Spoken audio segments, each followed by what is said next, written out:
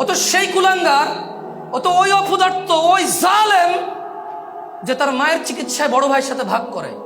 তার গরিব ভাই, ভাইয়ের দুইটা ছেলে, ছেলে মেয়ে নিয়ে দিন কষ্টে পার করে। সে ঢাকা শহরে নিজের ফ্ল্যাটে থাকে, ঢাকা শহরে নিজের বাড়ি আছে, সে চিকিৎসায় মায়ের সাথে ভাগ করে ভাইয়ের। তা কোন ভাই গরিব ভাইটার সাথে ভাগ করে? আমাকে বলছে যুবককে নসিহত করতে। তো যুবক হচ্ছে তো ও যে তার মা পেটের নিচে তাকেই চেনে না। আল্লাহকে তো দেখা যায় না। আল্লাহকে কি দেখা যায়? কিন্তু মাকে তো দেখা যায়। যুবক হচ্ছে ও যে তার বউয়ের কষ্টে কাজা দেয়। আরে তোর ভাবি জানিস, একটা যেমন চাইছি আল্লাহ তেমন দিছে, জানি না কি ভালো কাজ করছি। পেটে যখন বাচ্চা ছিল কি যে কষ্ট, তারপর আমার কষ্ট দেয় নাই। আহারে কষ্ট যদি দেখতি, কিন্তু সে নিজে তার মায়ের পেটে ছিল। তার মা আরো বেশি কষ্ট পাইছে, কারণ অভাবের দিন ছিল। আরে রাজা মহারাজারা কষ্ট পাইছে আগে, এখন তো ফকিরও পায় না। ঢাকা শহরে নাকি ভিক্ষা করে মানুষ 3 তলা বাড়ি করে। কিন্তু একটা সময় তো রাজ রানীরাও কষ্ট পাইছে, কারণ রাজারা মানে মন মতো যেভাবে খুশি সেভাবে দাস দাসী রক্ষী টক্ষী রাখতো, তো বৌরা তো মানে নিতে পারতো না। আগের যুগে রাজ রানীরও তত সুখ ছিল না ওর বউয়ের যত সুখ এখন, মাশাআল্লাহ।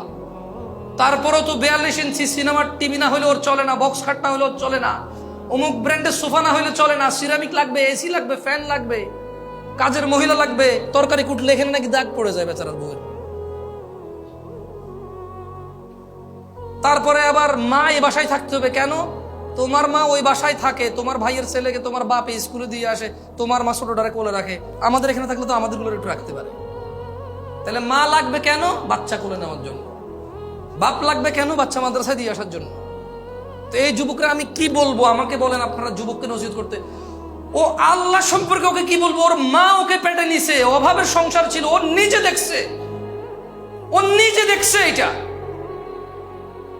মেহমান না আসলে গুস্ত খাইতে পারতো না, তো না পারলে কি ওর মা খাইতে পারছে? ও নিজে দেখছে অভাব। ও দেখছে ওর মা ওর বাপের মায়ের চোটে এই ঘর ফালাইয়া 2 ঘর দৌড়ায় যায়, আরেক ঘরে যায় ঢুকছে, ওর বাপ ওখান থেকে দৌড়া নিয়ে আসা ওর মায়ের আবার মারছে। ও দেখছে এই কষ্ট, ও এই কষ্ট দেখছে ওর মায়ের। ওর মাকে দেখছে, ওর মায়ের নির্যাতন দেখছে। ওর মা ওর দাদির সাথে সবসময় লাইগা থাকতো কিছু একটা নিয়ে। বাচ্চা কোলে নিলে সমস্যা, কাম কাজ নাই, ফুলজ্ঞ হয়েছে, মাইয়জ্ঞ হয়েছে, এটা সারাদিন করে থাকবে, দেখায় আমরা রাজু ফালি নিয়ে দোষগা। আবার এবার এটার রেখে কাম কাজ করলে বলে যে মারিয়ালা আমার বংশ, আগের বংশ আগে দিত না, মেরে ফেল, কানতে থেকে আমার নাতি মেরে ফেললো রে, কোলে নেয় না রে। ওর মা এই একটা ট্রমার মধ্যে দিন পার করছে ওর নিয়ে। এক কোমরে ওরে রাখছে, আরেক কোমরে ধান নিছে, এক কোমরে ওরে রাখছে, আরেক কোমরে চুলার মধ্যে আগুন দিছে। ও তো দেখে বড় হয়েছে, ও তো সেই কুলাঙ্গার, ও তো ওই অপদার্থ, ওই জালেম যে তার মায়ের চিকিৎসায় বড় ভাইয়ের সাথে ভাগ করে। তার গরিব ভাই, ভাইয়ের দুইটা ছেলে, ছেলে মেয়ে নিয়ে দিন কষ্টে পার করে। সে ঢাকা শহরে নিজের ফ্ল্যাটে থাকে, ঢাকা শহরে নিজের বাড়ি আছে, সে চিকিৎসায় মায়ের সাথে ভাগ করে ভাইয়ের। তা কোন ভাই গরিব ভাইটার সাথে ভাগ করে? ও হচ্ছে এই কুলাঙ্গার, ও হচ্ছে এই নির্দয়, এই জালেম। ওরে আমি, ও তো বয়স বেশি না, তো ও তো যুবক এখন, ইয়াং, 40 হয় না, ওর 40 হয় নাই। ওর বয়স 40 হয় না। ওর বাপে ওরে পড়াশোনা করানোর জন্য বাকি 2টা ভাইরে কামলা খাটাইছে। এগুলো এখন কামলা।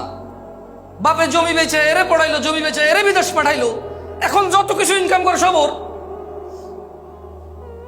আবার ঘর ভিটা ওর বাপের 60 সিমেল, 5 কাঠা। এইখানে 4 ভাইয়ের ভাগের মধ্যে ও 1 ভাগ রেখে দিছে। বরং চাইতেছে যে ভাইদেরকে টাকা দিয়ে ওটা পুরোটা নিয়ে নেবে, সে ডুপ্লেক্স বাড়ি করবে সে ওখানে। মাঝে মধ্যে যায় তো শীতকালে একটু গরমে ছুটিতে যায় 2-1 দিনের জন্য। একটা ডুপ্লেক্স বাড়ি না হলে হয়? বংশমর্যাদা টিকে নাকি?